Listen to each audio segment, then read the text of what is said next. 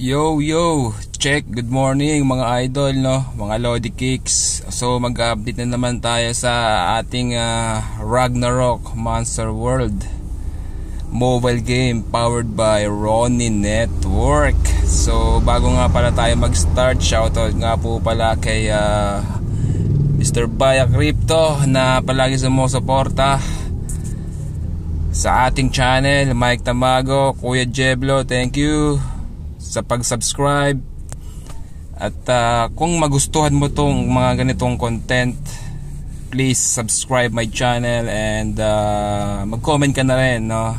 Malay mo, ikaw na nga ang magiging lucky winners natin kapag nagkaroon na tayo ng 1,000 subscribers sa ating event, no? Magkakaroon tayo ng mini event mga Lodi Cakes. Huwag kayong mag-alala, paghahandaan natin yan, mamimigay tayo ng NFTs, no? So ito na nga, no? Back to the topic. So weekly check events. So si Ragnarok Monster World nagpa-events, no? Sabi dito is, hello timers, we're excited to introduce the updated version of our website Check in the System. This new system offers the chance to earn a newly released Ragmon as a rewards. If you got your eye one of this press edition, be sure to read and learn how to claim them. If you've been active on our official website, you're likely blah blah blah. The new weekly Check in the System builds on the foundation, adding more rewards and opportunities. So ito na nga, no? Kung everyday kayong nagki-claim ng daily rewards sa Stardust sa Ragnarok Monster World website, so familiar na kayo dito. Everyday nagki-claim tayo ng Stardust. Ang nakalagay doon kasi isa magagamit mo yon for breeding material. So yung Stardust kasi pwede mo siyang gamitin na sa breeding materials in the future or claiming Ragmons, no? So ito na nga, claiming Ragmons na nga, no? Ang sabi nila dito is event duration 6 weeks. So 6 weeks ang duration mga Lodi Cake, no? Mag-i-start ng November 20. So ngayon, no, November 20, 2024, and then mag-end ng December 31st, no? So bagong taon yan mga Lodi Cake. Plus 7, no? Tayo plus 8. So advance, so late sila ng 1 hour sa oras natin. So the weekly check in the system. With the weekly check in the system, you can earn newly released Ragmon simply by checking in daily. So yun nga, no, sa pag-check in mo sa system, pwede kang makakuha ng Ragmons. Pero paano ba nga ba mag-work yun? So ito na nga how it works. Each daily checks in earn you 50 points and 1 Stardust. So magkakaroon ka ng 50 points and 1 Stardust.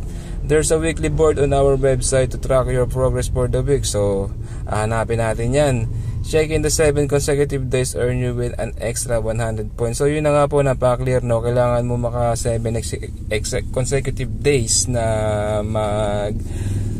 mag-claim, no? Para makakomplete ka ng 100 points. Extra 100 points, no? So extra 100 points mga Lodi Cakes. Missing a day resets your progress to day 1. So kapag daw umabsent ka ng isang araw, mare-reset yung consecutive mo at wala kang makukuha 100 points. Parang ganun ang ibig sabihin niya, no? So you will be able to see a countdown to your next check in directly on the website. So hanapin po natin yan mga Lodi Cakes. Weekly check in the rewards breakdown. So yun na nga, no? Sa day 1, 1 Stardust, 50 points, so blah blah blah, hanggang day 6, 1 Stardust. Yung day 7 po, 1 Stardust plus 50 points plus 100 bonus points. So saan ba magagamit yung bonus points na yun? So ito na nga, no, papasok na dyan yung claiming ng Ragmons. Using the Stardust and points you collect, you can claim Ragmons directly. The cost depends on the rarity of the Ragmons. So depende, no? Common Ragmons 250 points plus 5 Stardust. So yun na nga po, i-mix up natin yung Stardust sa points natin, no? Rare Ragmons 300 points plus 6 Stardust. So epic Ragmons 450 points plus 7 Stardust. So sa Lucky Lottery for Epic Ragmons, kung nag-claiming ka ng Ragmons, ma-unlock mo yung spinning system natin sa Lucky Lottery, no? Yung Lucky Lottery na to, ito din yata yung ginagamit dun sa kapag may mga pa-event sila. May gas fee to, alam ko pero maliit lang naman. You can decide whether to spin the Lucky Lottery, spin or not, no? The lottery offers a chance to win an additional legendary or mythic Ragmons or nothing.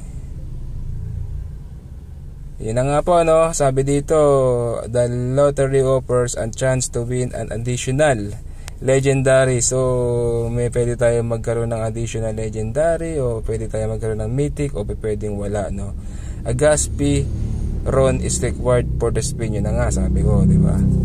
May fee, pero mababa lang po yan. Something sense lang yan, na wala sa inyo yung mga Lodi Cakes.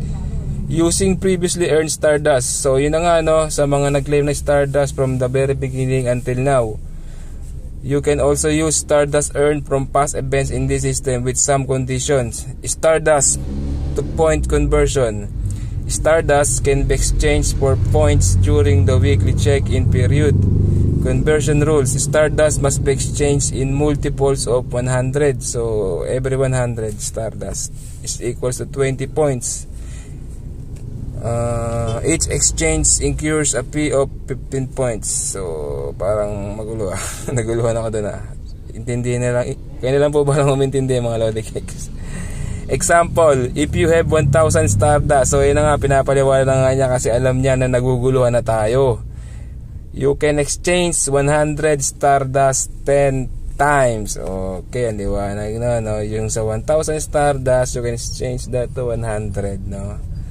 10 times. Total fee 15 points times exchange is equals to 150. To exchange 1,000 Stardust, you will need to check in for at least 3 days. So yun na nga, ang linaw na sinabi niya, no? Total fee daw is 15 points. I-multiply mo sa 10, 150 points, no? At ang 1,000 Stardust daw ay needed mo na mag-check in ng 3 days. Total points gains after exchange 200 points. Ang linaw, no? Plan your check-in to ensure you have enough points for efficiency conversion. Available Ragmons and weekly quantity. So ito na nga po mga Lodi Cakes, no? Kaya po nila ginagawa to is parang yung naalala niyo yung sa nakarang video natin, yung mystery box. Parang meron pang mga hindi mga naklaim din ng mga NFTs na mga newly released na Ragmons sila, no? So kaya sila nagpapa-events na ganito para ma-burn yun, no? Para ma-claim. So ito na lang, siguro ito yung ginawa nila na tactics para ma-claim yung mga yon. Kasi ano nag-check ako, nag-back check ako, parang mga nasa 900 boxes pa yung hindi pa na-claim, no? Mukhang walang nag-claim Ragmon, kasi ayusin nyo kasi Ragnarok Master, ayusin nyo kasi, ayusin nyo po kasi, no? Mamigay kayo, wag puro benta. Joke lang.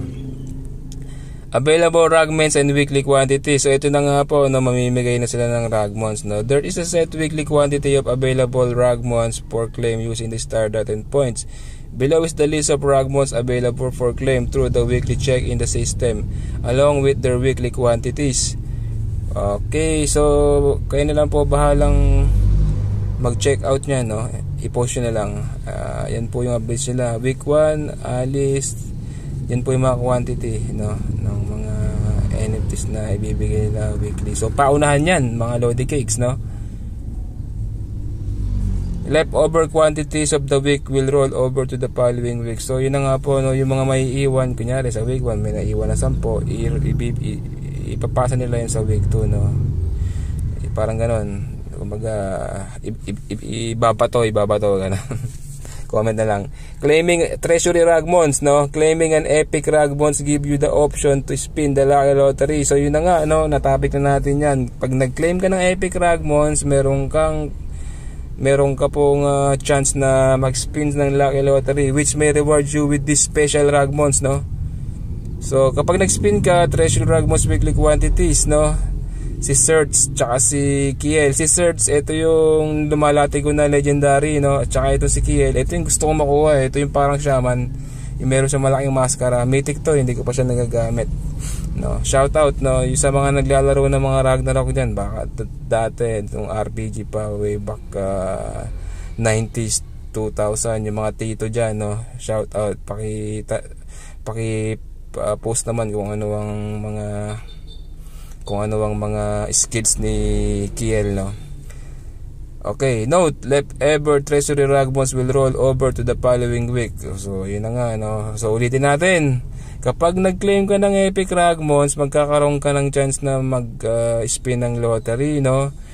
Pag nag-spin ka ng lottery, meron kang chance na makakuha ng weekly Ragmons na legendary na search at kill, no? TBD, no? TBD ang nakalagay, so hindi pa nila alam kung ilan ang ibibigay nila.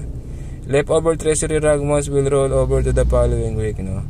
So yun na nga, don't miss this opportunity to collect your favorite Ragmon. So kung favorite, so mga Lodi Cakes, no, ito na po yung chance natin na yung mga budget meal na mga naglalaro ng Ragnarok Monster World na walang pambili o ganyan, medyo sipagan po natin na mag-check-in sa everyday for 6 weeks sa website nila, no? At yung mga points at Stardust na makaklaim natin doon is meron po siyang kapalit na Ragmon NFTs, no? So kailangan po natin paghirapan yan. So hanggang dito na lang po mga Lodi Cakes. Kung nagustuhan mo to yung video na to, please subscribe, like and share our video. So yun lang, no? Magandang araw sa lahat. Barangay Popeye ba to? Samahan ng mga matitigas na ulo. Signing out. Thank you.